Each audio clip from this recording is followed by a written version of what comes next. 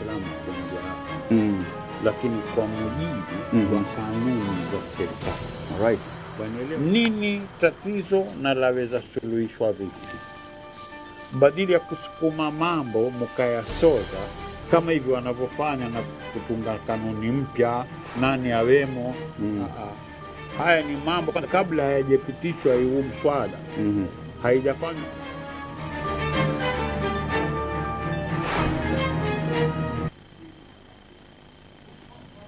Mtazamaji, assalamu alaikum, ujambo popote ulipo, ikiwa ni juma lingine ambapo tunajumuika pamoja katika kipindi Peupe.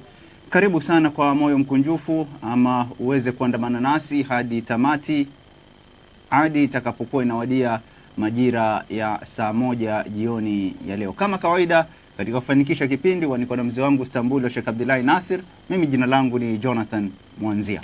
Na mimi nasema nashukuru sana Jonathan Mwanzia. Kwanza naanza kwa mkoa wazee wangu, mama zangu, ndugu zangu na wanangu, wake kwa waume, Waislamu na wasio Waislamu wanaopenda kufuatilia kipindi hichi cha Peupe Talk Show. Nasema salamu alaikum wa rahmatullahi wa barakatuh.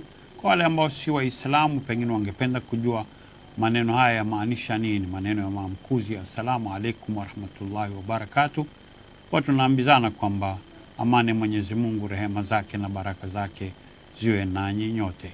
Tunamshukuru Mwenyezi Mungu kwa kutujalia uhai, afya na fursa, na tunashukuru wakuu wa idhaa akiwemo mkurugenzi mkuu Mwalimu Maguzo kwa kutupa fursa kama hii kujadili mambo muhimu ambayo matumaini yetu ni kwamba yanawanufaisha.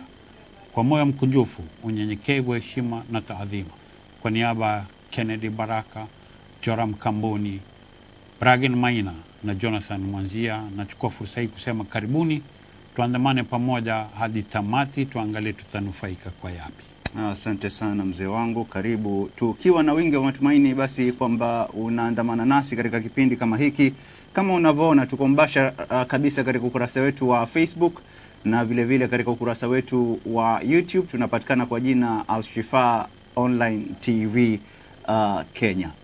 Mada ni bila shaka ni zile dhulma za kihistoria, na zaidi ya yote ni kwamba tumefungamanisha masala hayo na masala mazima ya ardhi. Na ikiwa labda umekuwa nasi katika kipindi juma lililopita, kutoka siku ya Jumatatu iliyopita kufikia siku ya Ijumaa juzi, nafikiria kwamba uliona ni namna gani ambavyo tuliweza kutiririka, na nafikiria kwamba mzee wetu siku ya Ijumaa tukaweza kutathmini yale yote ambayo tulikuwa tumeyazungumzia katika juma lililopita. Leo kwa heshima na taadhima kama kawaida mzee wetu, naona kwamba mada ni hii na tuko katika sehemu ya 4 leo. Tafadhali kwa heshima kama kawaida tuelekeze. Karibu sana.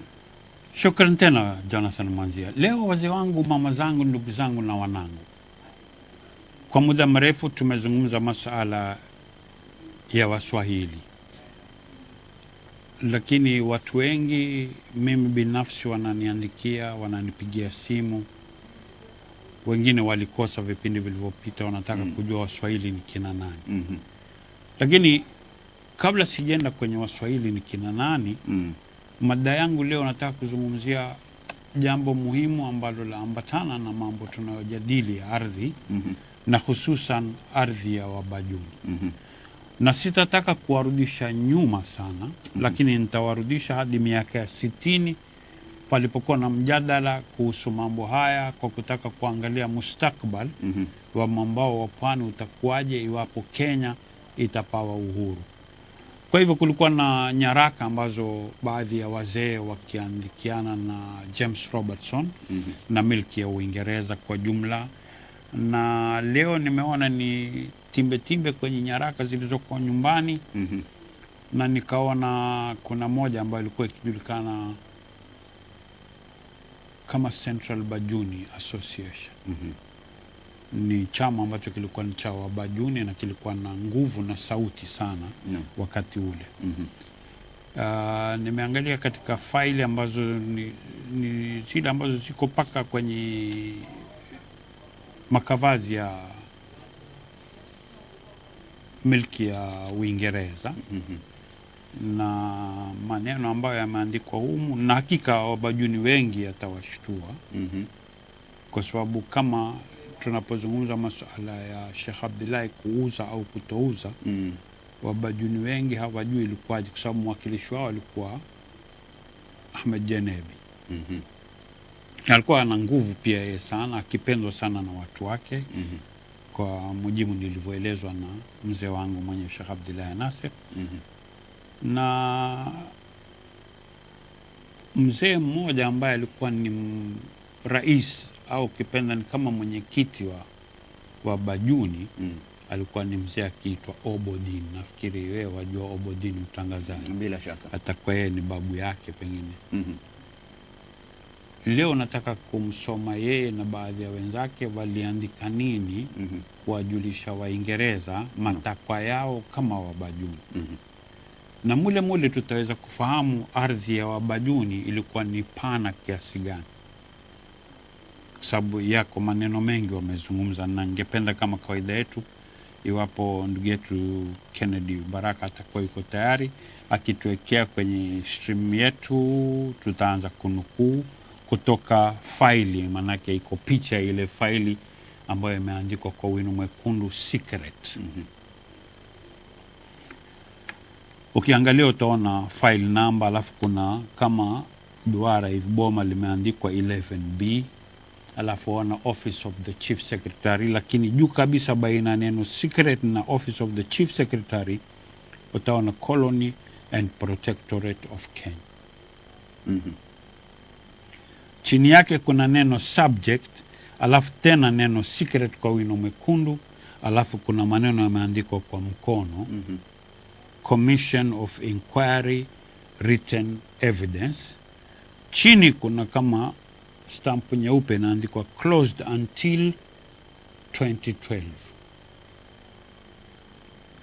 CO ni Colonial Office 894/12. Sawa?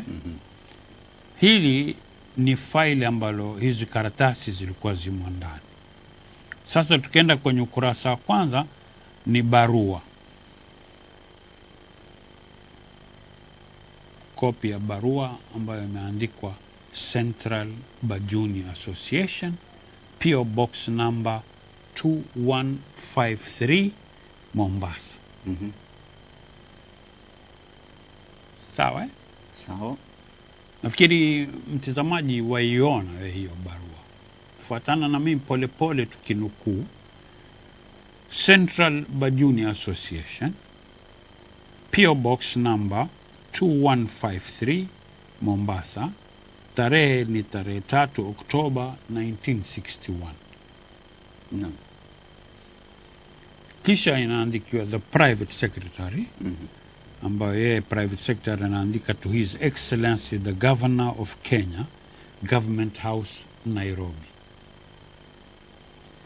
Kisha yeye wasema private secretary amwambia governor, I am directed, dear sir, I am directed by my committee to enclose a petition to His Excellency made on behalf of this association, which represents the Bajuni peoples. I am also directed by my committee to forward a copy of the petition to His Highness the Sultan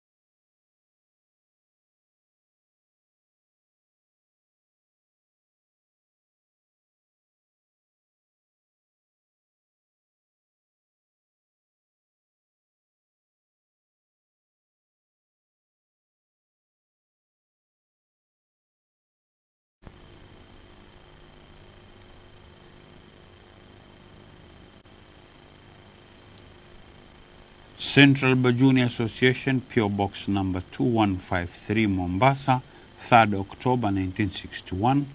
The Private Secretary to His Excellency the Governor of Kenya, Government House, Nairobi. Dear Sir, I am directed by my committee to enclose a petition to His Excellency made on behalf of this association, which represents the Bajuni peoples. I am also directed by my committee to forward a copy of the petition to His Highness the Sultan of Zanzibar, and to place the petition before Sir James Robertson when he arrives in Mombasa.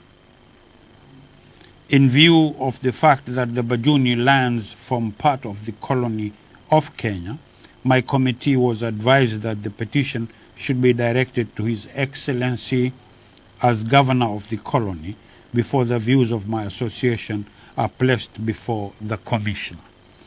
Yours faithfully, Bwana Obo Bindin Tarim, President. Ukurasa unaofuata sasa ndio hiyo petition yenye sasa. Ile ilikuwa ni introductory letter, ni barua ya utangulizi, wanakuletea kitu fulani, nyaraka hizi kuhusu bana, ikae kama kumbukumbu hii, maoni ya Wabajuni. Kwenye barua sasa iliyokuja, ipo tayari katika streaming yetu, inaonesha kwamba to His Excellency the Governor and Commander-in-Chief of the Colony and Protectorate of Kenya, Sir Patrick Renison, KCMG. Tuko pamoja? Barua inasema kwamba the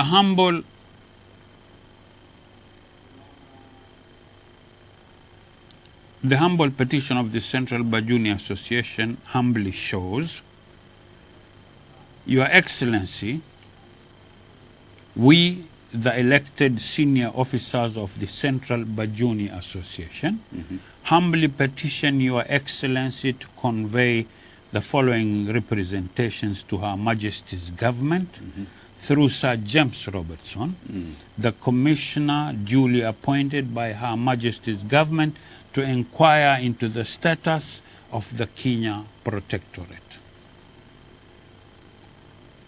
1. The Bajuni people, who comprise 5 of the 12 tribes of the Swahili people, known as the Wakatwa, Washaka, Wapate, Wafaza, and Wagunya, and who in fact constitute the majority of the 12 tribes, regard themselves as subjects of His Highness the Sultan of Zanzibar, and as such support the aspirations of the other indigenous peoples of the Kenya Protectorate for non-integration with the colony of Kenya. Owing to historical anomalies, the Bajuni peoples are outside the delineated area of the Kenya Protectorate, and due to these anomalies, the Bajuni peoples find themselves de facto part of the colony of Kenya, and accordingly, their case must be dealt with separately from that of the Protectorate peoples.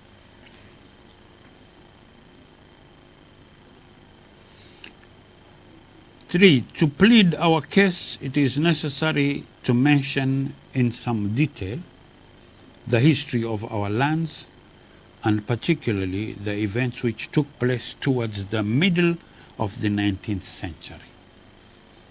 The Bajuni lands outside the Protectorate stretch from Kipini northwards to the present Somali border, and include, with the exception of Lamu Island, which is part of the Protectorate. Sawa. Tukimgoja yeye atuletee hapo kidogo, na yeye ndugu yetu Kennedy.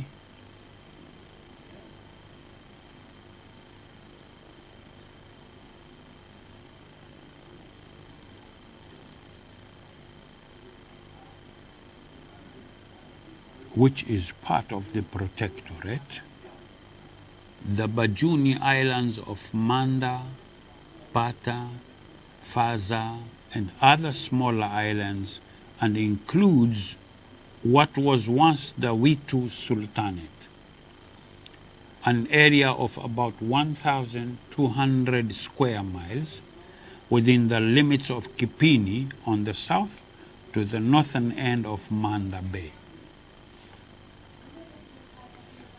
The settlement of the East African littoral by the ancestors of the Bajuni people dates back into history to the times when these parts were settled by an emigrants from Arabia and at one time stretched from Kismayu in the north to the Tano River.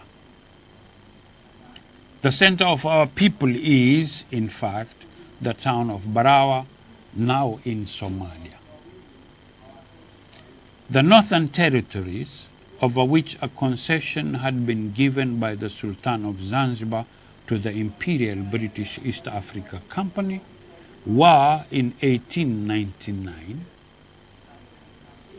with the consent of the Sultan, transferred to the Italian government, subject to certain reservations regarding the port of Kismayu, and eventually the Sultan sold his sovereign rights over these territories to the Italian government.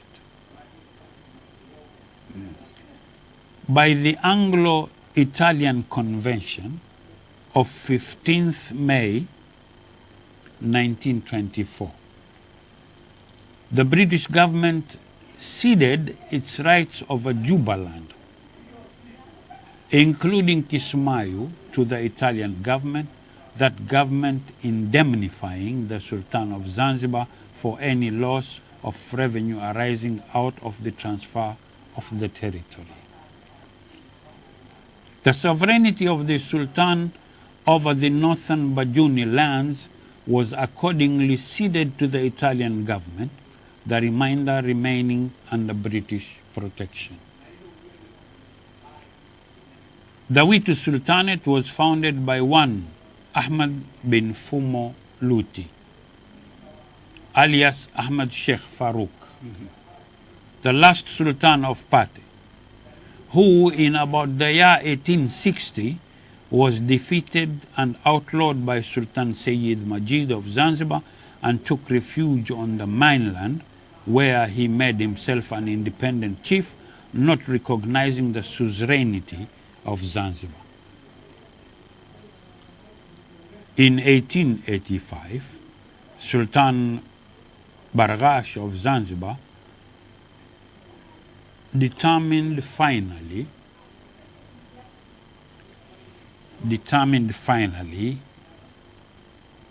ndugu Kennedy, nafikiri tunaenda ukurasa unaofuata.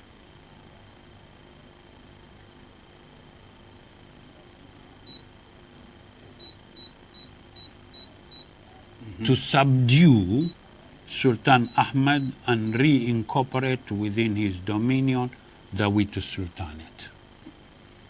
For this purpose, he sent a force to Lamu, but on the active intervention of the German government, which had persuaded Sultan Ahmed to assume German protection and which wished a point of access to the interior of the Tano River, Sultan Barghash withdrew his troops.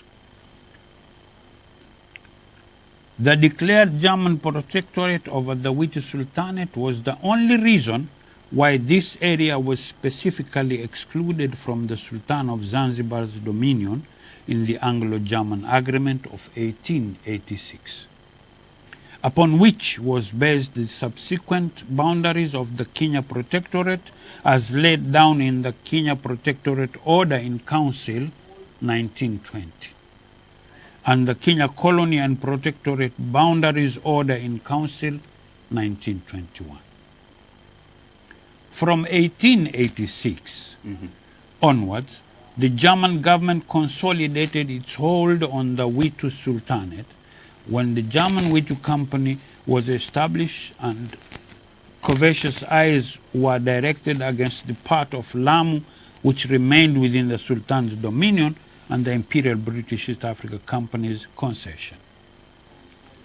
The dispute between the British and German governments in this area were finally resolved by the Anglo-German Treaty of 1890, whereby the German government agreed to surrender the territory occupied or claimed by it north of the British sphere of influence, in consideration for which Germany purchased the Tanganyika coastline from the Sultan of Zanzibar for £200,000, and Britain ceded to Germany the island of Heligoland. In the meantime, in 1889, the Sultan of Zanzibar had extended his concessions to the Imperial British East Africa Company to include inter alia the islands of Manda and Pata. And accordingly, after the 1890 agreement, the Bajuni lands formed part of that concession. On the 31st, tunakwenda ukurasa unaokuja, on the 31st of July 1893, the company withdrew from administration of the territory lying between the River Tana and Juba, which was then placed under British protection. And on the same day, a proclamation was issued by Her Majesty's Acting Agent and Consular General at Zanzibar, and stated that the Imperial British East Africa Company, having resigned the administration of the British Protectorate north of the Tana, with the exception of the territories belonging to the Sultan of Zanzibar, which the company still retains, it falls to Her Majesty's government to make further arrangements for the administration of that protectorate. And that they have decided during their pleasure. They have decided during their pleasure to delegate the administration to their trusted friend, Sayyid Hamad bin Thuwain, the Sultan of Zanzibar, who has accepted the responsibility. The protectorate is not incorporated in His Highness's dominion, but remains independent and distinct from them. On the 14th December 1895, the Anglo-Zanzibar Agreement was signed, whereby the Sultan handed over the administration of his mainland dominions to the British government, but in view of the proclamation of 1893, these did not include the Bajuni lands, which continued to be administered by the British government under its previous protectorate rights, and eventually, with the Kenya Protectorate, formed part of the East Africa Protectorate. The result of this history was that in 1920, when those parts of the East Africa Protectorate, not forming part of the Sultan's dominions, were annexed to the British Crown and became a British colony, the Bajun lands were incorporated in the colony as not being part of the Sultan's dominion and remained outside the Kenya Protectorate. It is submitted by this association, A, that the reasons stated for the annexation of the Kenya colony did not apply to the Bajuni lands. Sawa? The reason for annexation stated in the Kenya Annexation Order in Council 1920 is, whereas British subjects have settled in large numbers in the said territories, and it is expedient, with a view to further development and more convenient administration of the said territories, that they should be annexed to and should henceforth form part of His Majesty's dominions. It is submitted that the Bajuni lands were never settled by any British subject. but only by its own peoples who had been settled there for many centuries. Those peoples being part of the Swahili people who largely, in spite of temporary insurrection, owed allegiance to the Sultan of Zanzibar, and whose power and authority was never disputed by any people other than the Bajuns in his sultanate. B, the Bajuni peoples, being 5 of the 12 tribes, regard themselves as kindred of the Sultan of Zanzibar's subjects in the Kenya Protectorate, to whom they are affiliated by descent, religion, caste and customs, and that, as in the case of the Protectorate people, they differ basically, culturally, and politically from the inhabitants of the colony of Kenya. C, that in spite of historical incidents, the Bajuni peoples are the subjects of His Highness the Sultan of Zanzibar, and in proof of this, the Sultan's flag flies, and during the whole period of British administration has flown in the Bajuni areas at Witu, Mkunumbi, Faza, and Kiunga, in the same way as it flies in the Protectorate. During the interim period between the German and full British protection, the Sultan was the protecting power, and that it is only because of an historical incident engineered by German colonial aspirations that the Bajuni lands were excluded from the Sultan's mainland dominions at all, and that these lands should never have been annexed by the British government as part of the colony of Kenya, without first seeking the wishes of the inhabitants either by plebiscite or referendum. Na nishakwambia mara nyingi kwa alifanya bila kuwashauri wenyewe. D, that the Bajuni lands have been settled by the Bajuni peoples for countless centuries, that they were defended by our peoples against the Portuguese invaders and were eventually, with the assistance of our kin from Arabia, reconquered from the Portuguese.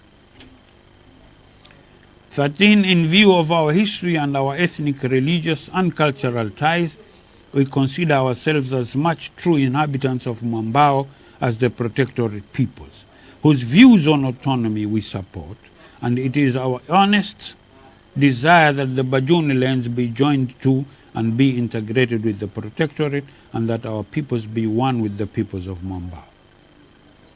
We accordingly ask the commissioners to recommend to His Highness the Sultan of Zanzibar and Her Majesty's government that the area of the Protectorate, as defined in the Kenya Colony and Protectorate Boundaries Order in Council 1921, be extended to include the Bajuni lands, and that these lands be declared part of the Sultan's mainland dominion and accordingly governed by the 1895 treaty, and that the treaty should continue until such time as all the Sultan's mainland dominions are granted independence. And your petitioners shall ever pray, dated at Mombasa, Kenya Protectorate, this 3rd day of October 1961.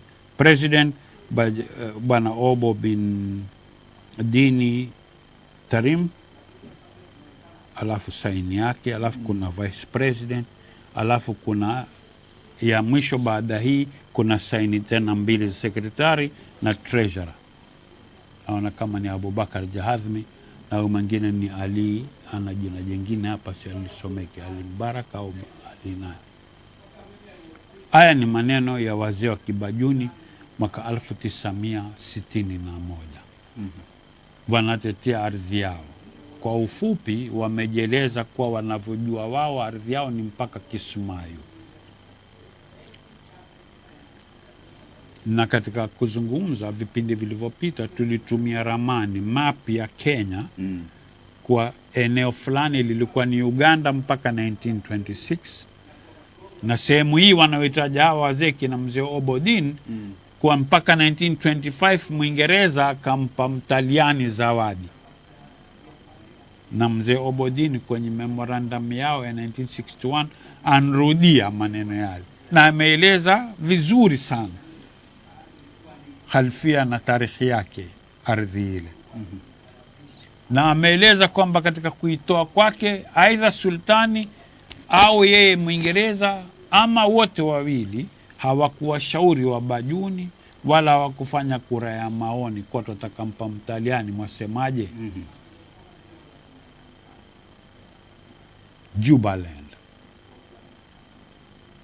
Italian Jubaland.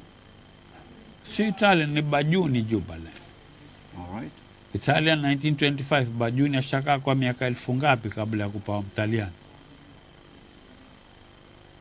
Lakini Mwingereza alikuwa na hekima ya kwamba jamii moja hii ili kuivunda nguvu, nusu iweke huku nusu huku. Masai mweke Tanzania na nusu akae Kenya.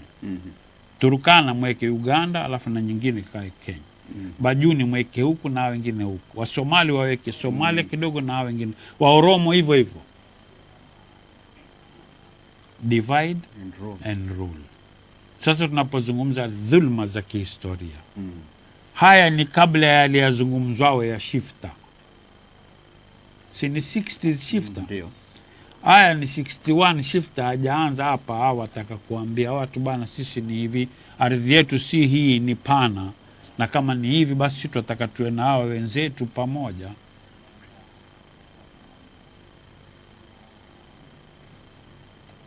Kwa nini nimeileta hii mada? Kwa sababu tutazungumza dhulma za historia ardhi za pwani. Naileta kwa sababu usishtuke, wao Wabajuni wenyewe hawajui mambo haya. Sasa wewe usiye Bajuni utaambiwa na nani kwamba ukiona sasa hivi Wabajuni wasema hapa kwetu hapa?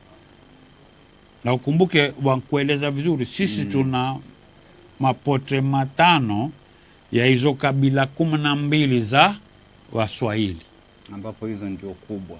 Sasa huku ukimwambia mtu mimi Mswahili akwambia no, wewe sema wewe Bajuni. Kwani wewe una Bajuni ni nani sasa?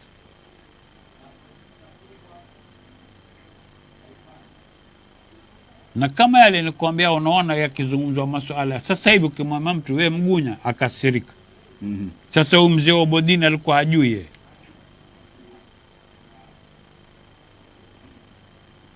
wakatwa, Washaka, Wapate, Wafaza na Wagunya asema. Sasa huyu mzee hajui ni haya kwa Mijikenda ni 1940s. Kabla ya hapo walikuwa wakijulikana kwa jina hili jengine. Na ndugu zetu pia haya in 60s, hata wao wakiondoka hapa kwamba wameenda Magunyani. Lakini sasa wankuwa wakali, ukimwita hivi atakutukana. Manake ona akiitwa Mgunya ametukana. Na mimi na nukuu mzee Obodini ambaye ni rais wa Wabajuni, Central Bajuni Association. Lilikuwa ni kundi kubwa la Wabajuni na ni mzee mheshimika mstahiki. Lakini sasa hivi watu wengi haya hawasikii hata kwenye misikiti, kwa sababu na asemaye hana ushahidi huu. Sawa? Kisha sasa tuende kwenye hawa Waamu. Kwa mfano kama tunataka wazungumza ni kina nani, na hili nalifanya kwa sababu nataka likae kama kumbukumbu kwenye kanda hii. Tusije tena tukasumbuana, iwe mtu tu ajua. Ukienda Shifa alipokuwa wazungumza kuhusu dhulma za kihistoria nini sehemu ya 4 utapata yote, ndio linakusanya yote hapa. Katika watu wa Lamu ukizungumza Waamu kuna Koo, kuna Wayumbe, Watindani, Wakinamte, Wafamau, Wayumbile na Wayumbile Pembe, kuna Wayumbile Ng'ombe, kuna Wayumbile Punde, kuna Makashero, Washobori na Msheki. Hao ni Waamu sasa. maana kwamba wakati mwingine labda mimi mwenyewe utatizika, kuna tofauti kubwa kati ya wale wanazungumza Kiamu na wale wanazungumza Kibajuni. Ndio nikakwambia hata hapa akizungumza mtu akisema Kitiku ambayo ndio kama Victorian Swahili na mtu akisema Kimvita wenyewe kwa ulimi twajua wemba wapi. Kama ambavyo na wao kule Lamu hata akisema kwa wewe mtu kanda waona kama huyu asema kama huyu, lakini kuna maneno fulani huyu akitamka huyu ajua huyu si Muamu, huyu ni Mpate, huyu ni Msiu, huyu ni Mshela. Unaelewa? Wamanda kuna Chande, kuna Bwana Kombo Haji, kuna Abdallah bin Athmani na Bwana Juma Haji. Hawa Manda. Watwaka Bakari Huseni, Hamed Salihina na Bwana Mshuti Waziri. Wapate kuna Wangandu, kuna Watutu, Wakande, Wakichokwe, Wakiungu, Wadhaingandu na Waimezi. Kipungani kule kuna Wamea Pwani, Wangoi na Wadiba. Washela kuna Bekea Wabamui, Mashumbwi, Bwana Tumani Adi na Shaibu Mataka. Wakitao kuna Kazi Mataka, kuna Natiro. Kisha Watukutu kuna Wayako, Wakitaka, Wakipai na Mbaraka Msuri. Watikuu au kipenda wenyewe wapenda kuitwa Wabajuni kuna wagawanyika makundi mawili. Kuna miuli, kuna bana 10, kuna miuli 8 na bana, jumla ni koo 18. Kisha kuna wamiuli hawa ni Wamuomwe, yani Muomwe hawa, Mchismayo, Mchidhindani, Mveko, Mchandaa, Vadhipingoni, Vyangovi, Vyangumi, Vyakoyama na Vyagede. Hawa wamiuli. Wabana kuna Nkilio, Avutila, Amishiri, Rasimale, Firado, Hatikawa, Fakava na Vadaile. Wasiu kuna Waungwana Ngamia, kuna Autila, kuna Wadaile, kuna Wakilio, Wandarasemali, Waamishiri, Wahartikawa, Washangaa, Wadumbulili, Wardumila, Wabanusadi Waswahili, Mungo Bakari, Wanawandege, Wabilasho, Wayawa, Wafirado, Mwita wa Pwani, Wafamau, Rokoo na kina Mgauga. Washaka kuna Rasani, Maringani, Fumoliongo na Mwenye Mfalume. Wauziwa kuna Shemoroma, Beke Kitwetwe, Bamwalimu. Na Ijungama kuna Hamadi Kadhi, Hasani wa Mwenye na Zimrata. Waozi kuna Hazaraji, kuna Bauri na Wenyesa. Wasada kuna Hamadi wa Bajumwa na Bakai. Wapaza kuna Mbau, kuna Shindua, kuna Banu Shaki, Banu Batai, Banu Hani na Kanani. Wakilifi kuna Mwenye Kiwanda, Mwenye Mkomati, Mwenye Shoka na Mwenye Gome Omari. Wa Malindi kuna Banu Shaha, Banu Mbwana, Banu Umanzi. Wa Mutwafi Mwenye Jimwe, Mwenye Rakwe, Mwenye Goziadi, Banu Shemape na Banu Muyaka. Wa Mvita kuna Mwenye Hunzi, Mwenye Kutani, Mwenye Kaeshe. Wachangamwe kuna Mwenye Ngovo, Mwenye Kitui, Mwenye Koba, Mwenye Faki na Mwenye Mgosi. Wajomvu au wapenda kujita Wajunda wengine, Mwenye Faki, Mwenye Jawa, Mwenye Nguti, Mwenye Chande wa Mwenye Shamania. Na Wakilindini ambao ni sisi kuna Mwenye Hudumzi, Mwenye Nguti wa Mwenye Mwenzagu, na mwenye koba wa Dani. Kisha kuna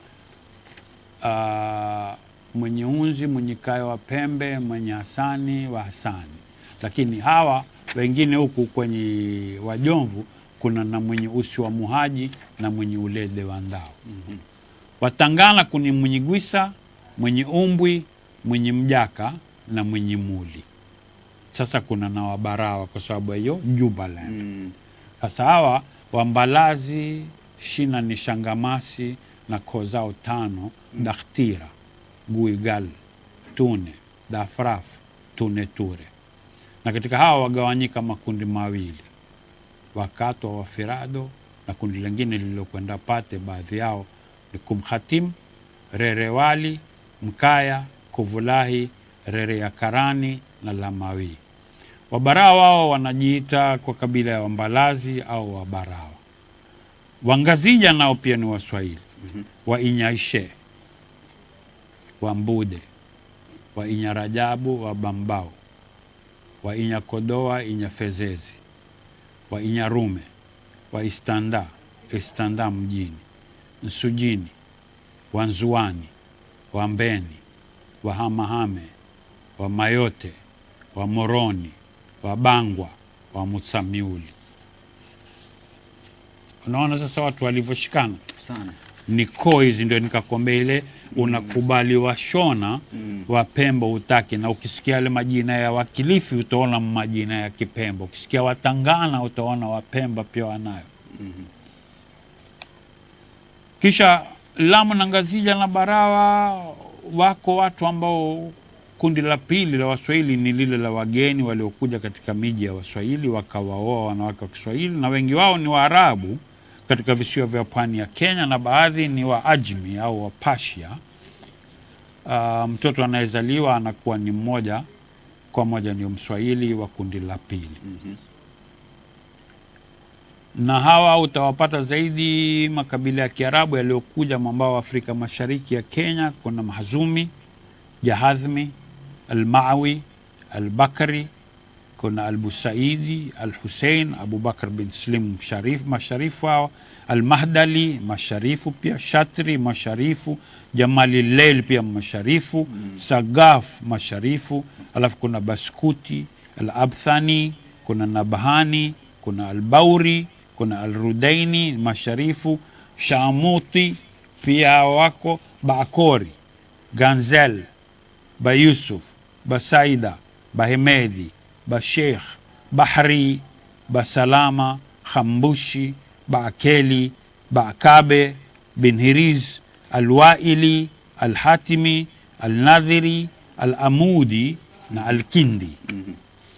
Kisha kuna Baates, Baagufa na Bashahbal na Baalawi pia wako. Lakini Pate huku kuna Albatawi, Albauri, Alnabahani, Alrudaini ambao ni masharifu, Jamali Leil masharifu na Al-Khalidi.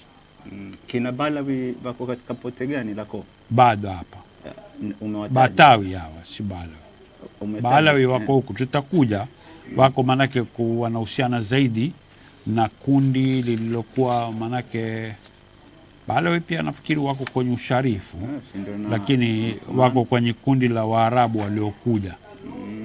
Manake mimi nafahamu kwamba ni masharifu wao, na sikuona kama wametajwa hapo. Ndio, wako kwenye kundi la Waarabu waliokuja. Tikuuni huku Bajunini kuna Al-Nadhiri, Baskuti, Banu Stambuli, Nofali, Al-Khazraji na Al-Ausi.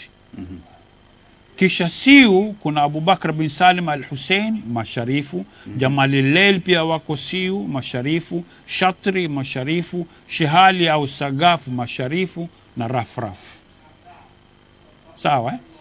Mombasa Mvita kuna Mazrui, Al-Mazrai, Al-Mandri, Al-Riyami, Al-Shikeli, Shirazi, Pasha nawa, Al-Bashekh, Al-Hinawi, Al-Maamiri, Balala na Timimi. Sawa. Barawa au kwanza tuende Malindi kuna Al-Kindi, Al-Amudi, Bawazir, Bakhshuen na Baakabe. Na Barawa huku kuna Al-Waili, Al-Hatimi, Al-Nadhiri masharifu, Al-Mahdali ni masharifu, Jamali Leil pia wako Barawa masharifu, Baskuti na Jamali Leil tena. Komoro Ngazija kuna Al-Husaini ni masharifu, Jamalil masharifu pia wako Ngazija, Al-Nabahani na Bashrahil wako Ngazija. Sawa na hawa ndio utaona yale niliyokuambia jana majuzi kwamba ufuo ulikuwa ni nchi moja kwa miaka 1300 kabla ya kuja wazungu na kukatiana ardhi watakavyo wao.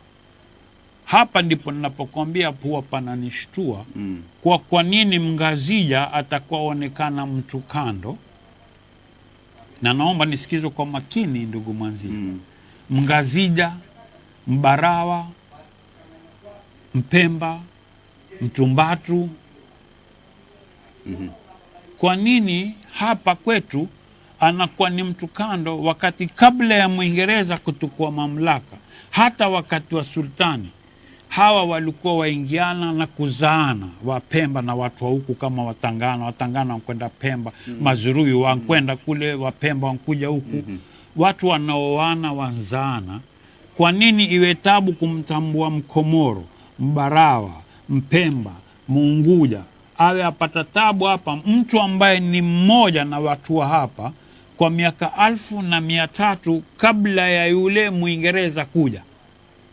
Alipokuja yeye ndio awatanisha. Sasa wewe ipime mwanzia miaka 1300 nyi maishi kama jamii moja, lakini kwa miaka 150 mungawanywa. Sasa kila ukitaka kusema mimi huyu ndugu yangu ambaye huyu ni mtu wa kule, lakini alafu waja kama wasahau wewe, aingia mtu kwa miaka 58 wewe wamtambua kwa huyu ni raia. Hata idadi yao Washona haifiki idadi ya Wapemba. Kuna Wapemba wengine bidi wajidai Wagiriama, wengine wa Dhulma, wengine Mbadigo, lakini ni Mpemba. Aogopa akikombea ni Mpemba hata tambuliwa. Ushaona sasa?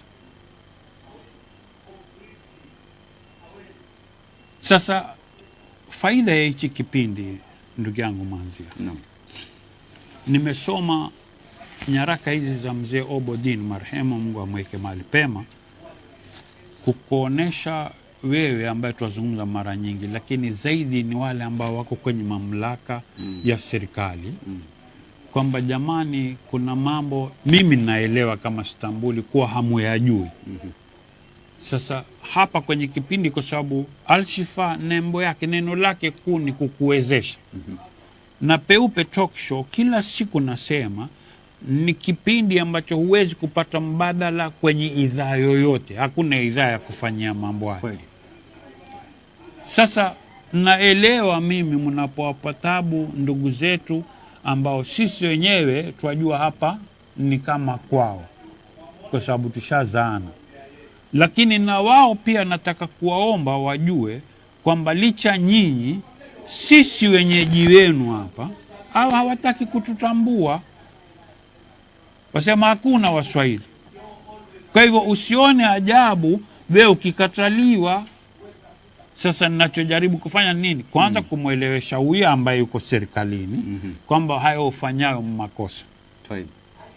Lakini kabla sija kuletea huyu mwenzangu, kwanza mimi nataka wewe ujue kwamba wewe kunitambua mimi, it's not a favor, si fadhila wanifanyia, ni haki yangu. Tena umeninyima kwa muda mrefu. Ndio kipindi cha juzi nikakwambia wiki iliyopita kwa sasa hivi tunajaribu kumaliza mambo fulani ambapo yakishatimia tutashtaki kila muhusika kwa muda ule ambao mumetufanya sisi tujihisi wageni kwenye nchi hii ambayo ni ya babu zetu, nchi ambao tuko umri mrefu kuliko Wakenya wengi, ambao si kuwa tuko muda mrefu tu, mpaka mambo yetu wao watutawalia, hatushauriwi. Lakini ninasoma barua ya Bwana Obodin kukuonesha kwa haya kwanza leo. Hata Mwingereza alikuwa hatushauri, kwa sababu yeye amekujaza fikra hiyo, ni yeye ndio aloanza, kwa sababu ajua huyu mimi nikimwacha akikaa hivi hapa itakuwa ngumu kupata wala. Sasa na mwenzangu mimi ambaye ni Mswahili mwenzangu, wengine huwa waghadhibika, wengine huwa waona we muoga, waambie ni si mambo yataka jazba, hayataki hamasa, yatakaelezwa kihikma, kibusara, kwa sababu si kila mtu mwandazimu.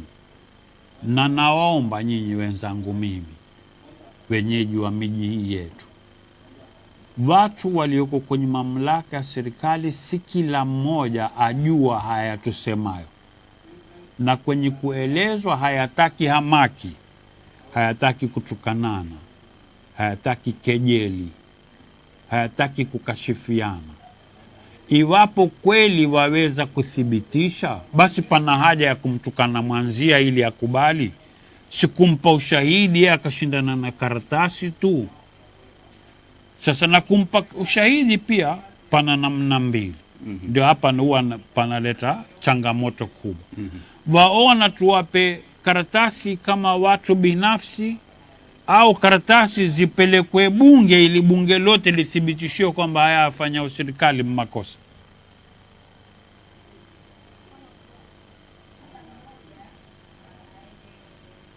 Lakini sasa swala linalokuja, waita nini wenyewe kwa lugha yenu, swala kizushi, sio? Jambo kama swala la kizushi tu. Wabunge wenyewe ni hawa. Tusitekane mwanzia. Sawa. Kama wataka teka, lakini nauliza. Wabunge wenyewe ndio hawa waimbao nyimbo za vyama. Hawa ndio mataka waamini wawazungumzie nyinyi mambo yenu. Halafu akiambiwa na mkubwa wa chama chake kweli maneno wachana na waona hata kusikiza yeye.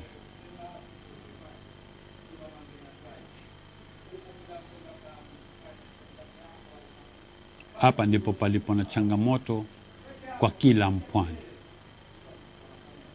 Na tukiendelea na kipindi, kuna msemo wa mama mmoja katika Amerikani weusi, amesema maneno mazito sana, ajulikana kwa jina la Octavia E. Butler. Octavia E. Butler amesema maneno mazito sana, ambapo yakinukuliwa, kila anaelewa Kiingereza atajua kwamba naamu ni mazito.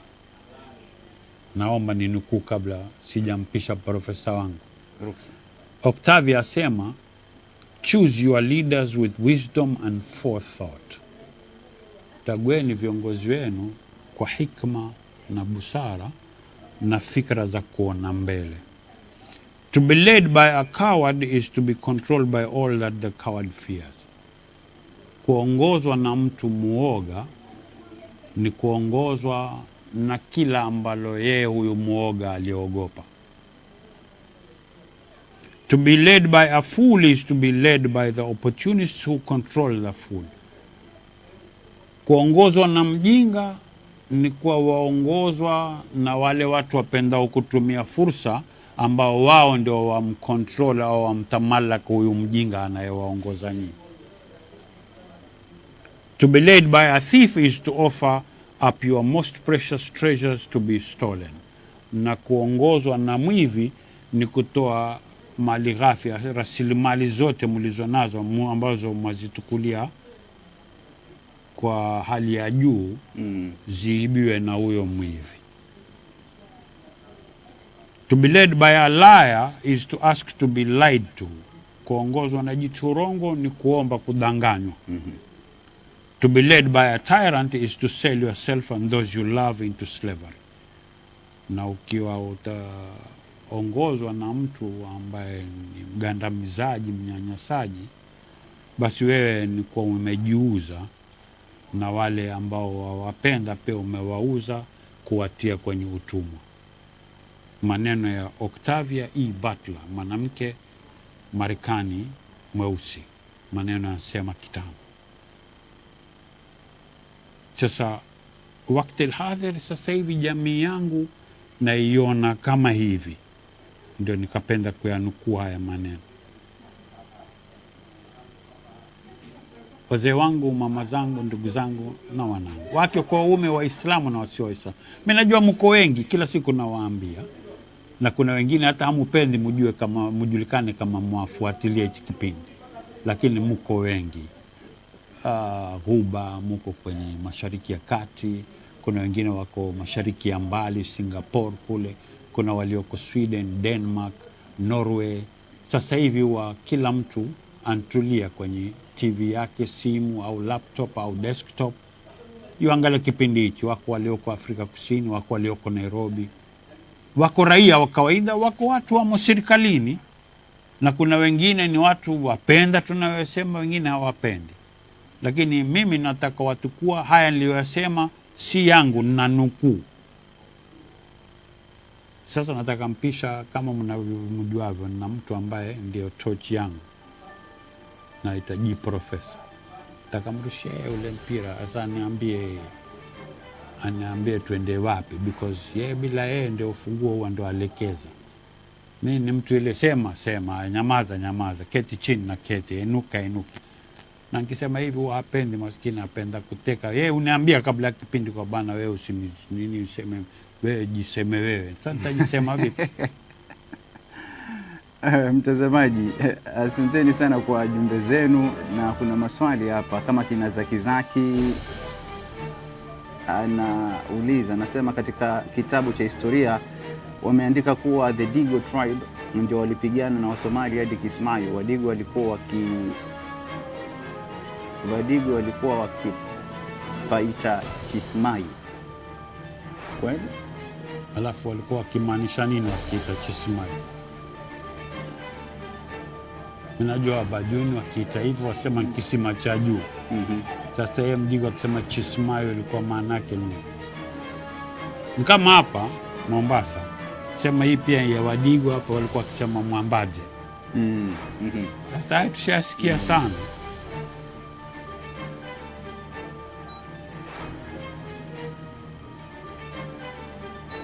Zazaki huyo ndio ujumbe wake. Omar Muhammad anasema very sad history.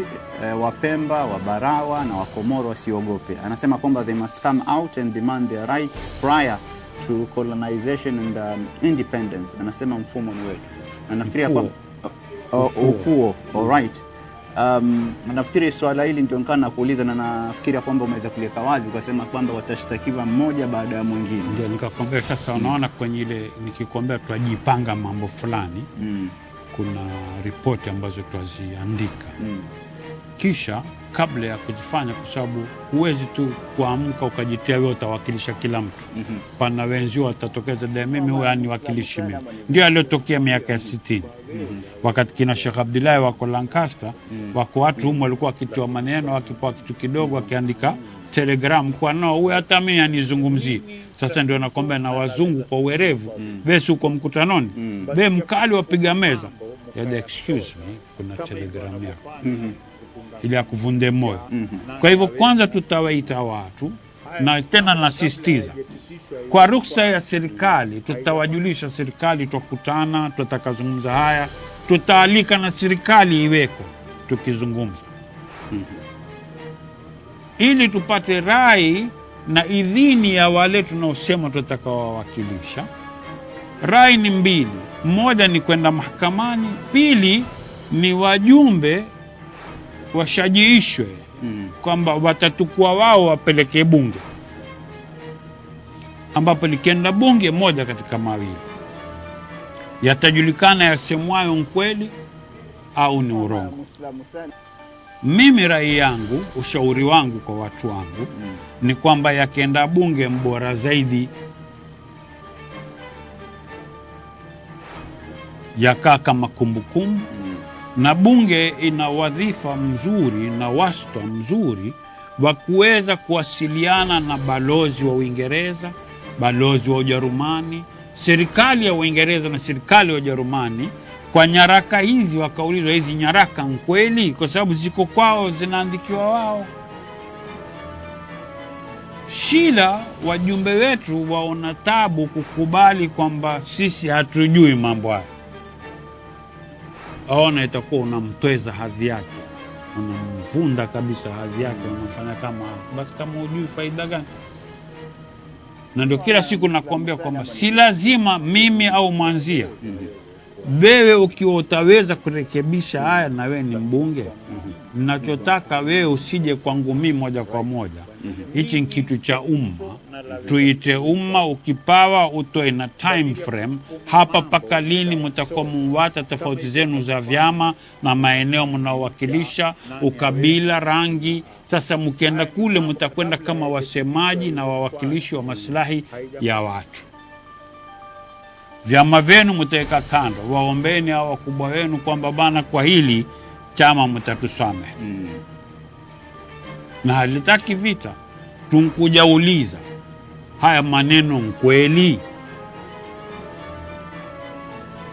Basi haya sijui kwa nini watu wahamasishana mara ikuwa matukanana na watu wa bara. Kama ziko ithibati, kuna ushahidi wa haya maneno, utukule ushahidi pole pole kwa njia ya busara na hekima. Watu wastaarabu, zungumzeni lugha ambayo haitobwaga watu heshima zao, wala haitowafanya nyinyi muonekana kama watu hamuna maana na hao watu mnaowakilisha. Sahihi. Omar Muhammad asema assalamu alaikum. Anasema kwamba we need to have a special coastal committee fighting for our rights and reparation for all the ill they did to our forefathers. Anasema we need the same rights as Namibia and Angola.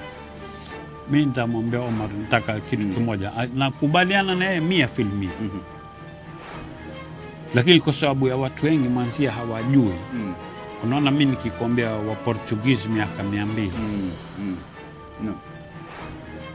Yule lao walipa preparation, alipa fidia wenyeji hapa Waswahili. Hapa mpaka Lamu pate faza.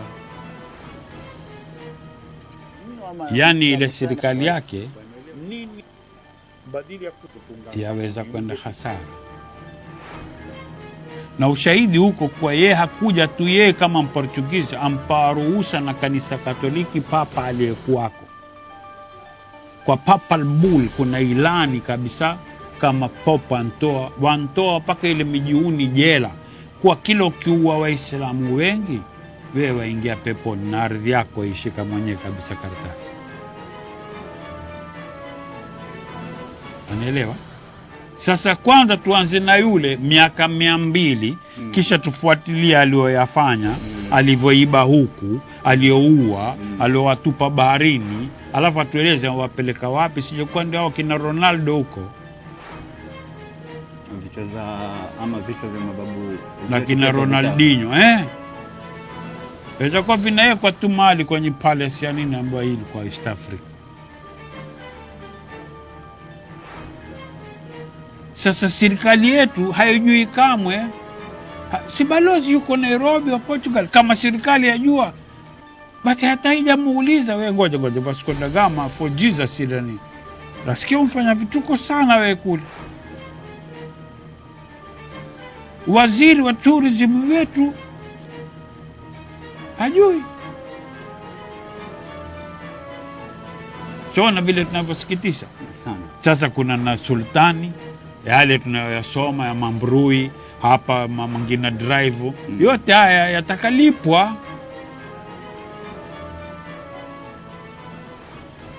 Asante. Ragesh na Babes anasema assalamu alaikum. Wa alaikum assalam. Kuna ndugu yetu Joseph Baraka anasema ujambo studio Tano Mwanzia. Anasema anapongeza Star kwa historia hiyo ya kiufasaha sana. Asante sana. Shukran. Joseph Baraka. Kuna Fatuma Mary ambaye anasema shikamoo studio Tano Mwanzia.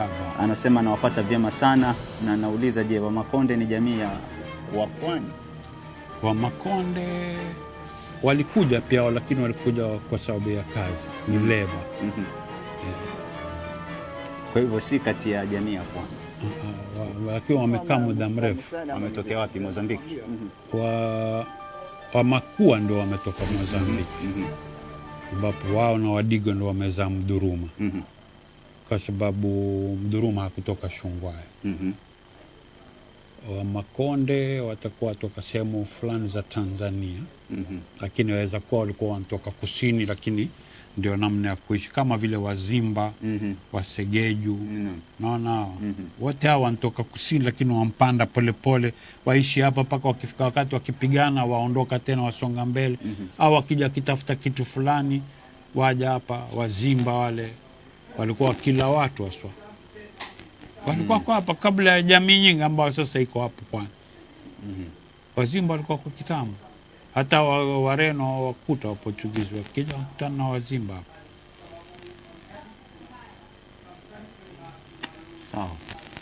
Kennedy Baraka anasema eko star na mwanzia kwa historia komavu hapo. Shukran sana. Yaya El Mukhtar anasema ahlan wa sahlan Amina, mwanzia tuko pamoja katika kipindi. Shukran. Marcelina anasema salamu alaikum, anasema anapongeza kipindi, anafurahi kujua historia ya Pwani. Nashukuru. Shukran sana. Nafikiri ya kwamba wengi tu kwa wale ambao wanafuatilizia upande wa like, kuna Nzuma the Boss Chick, kuna kina Ragish na Babes. Shukran. Kuna Salim Mbua, kuna Othiam Abdallah, kuna Saidat Shabiha Sagaf, kuna Hassan Ali Omar, kuna Muhammadin Chabdeiz, kuna Muhammadin Chabadis exactly.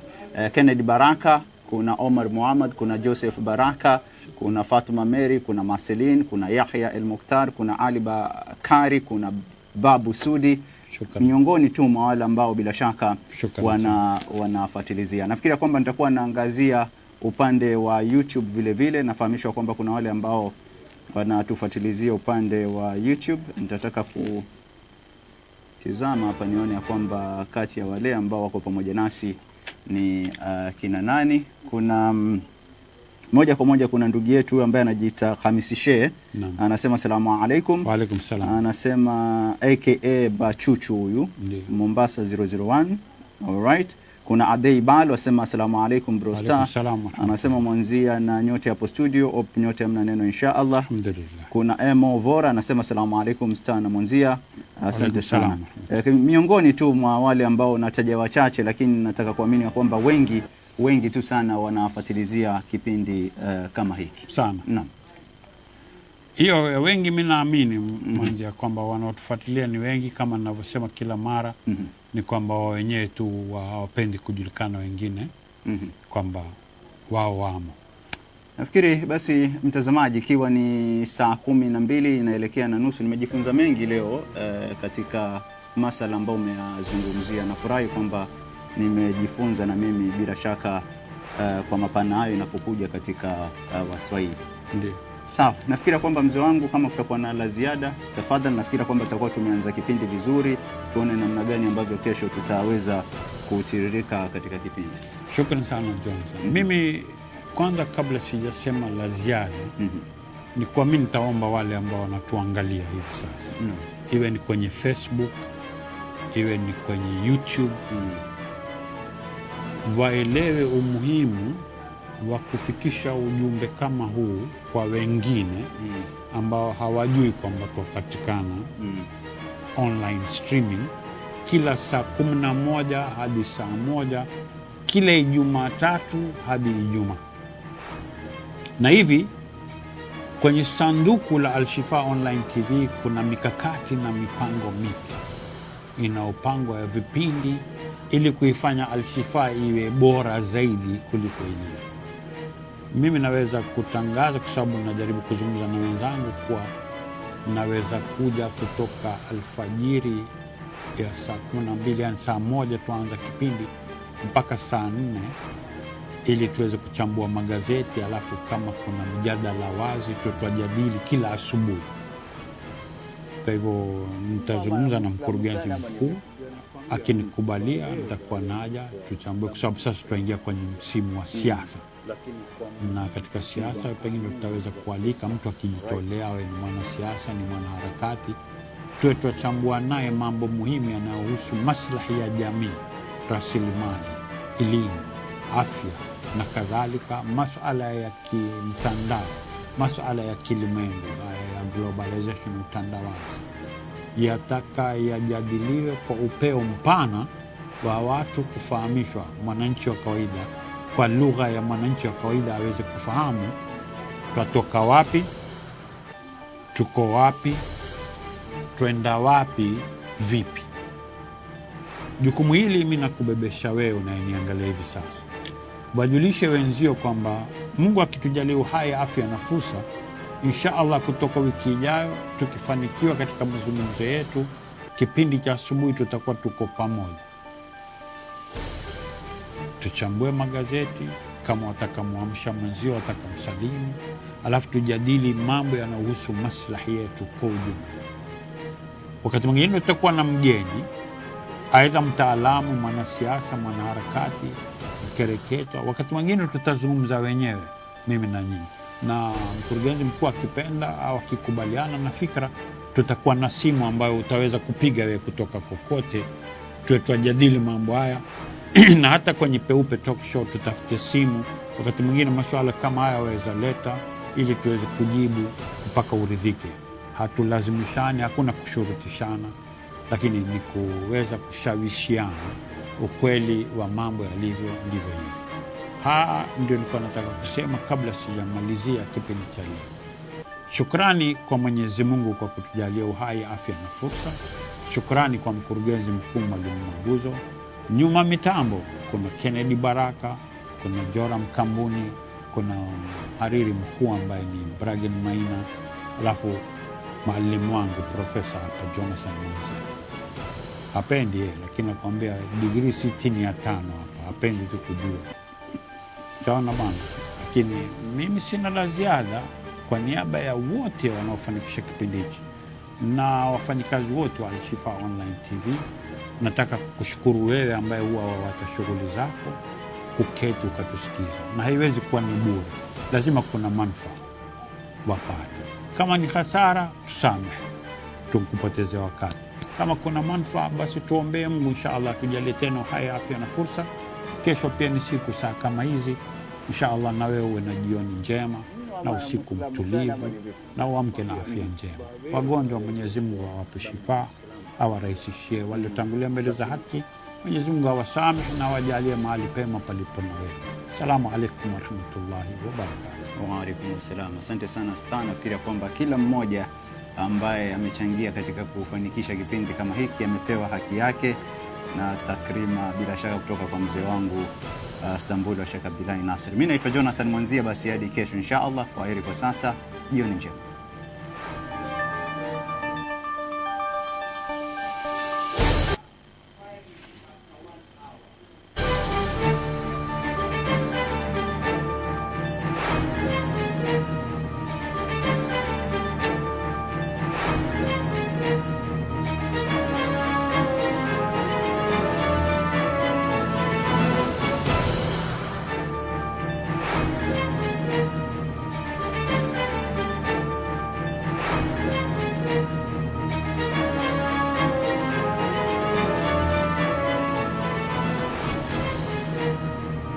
Ama Muislamu sana ama ni vipi? Ndio nakwambia, baweza wewe kwa madamu Muislamu kuingia hapa, lakini kwa mujibu wa kanuni za serikali. Alright. Nini tatizo na laweza suluhishwa vipi? Badili ya kusukuma mambo mkayasoza kama hivi wanavyofanya na kutunga kanuni mpya, nani awemo. Haya ni mambo kabla hayajapitishwa huu mswada, haijafanywa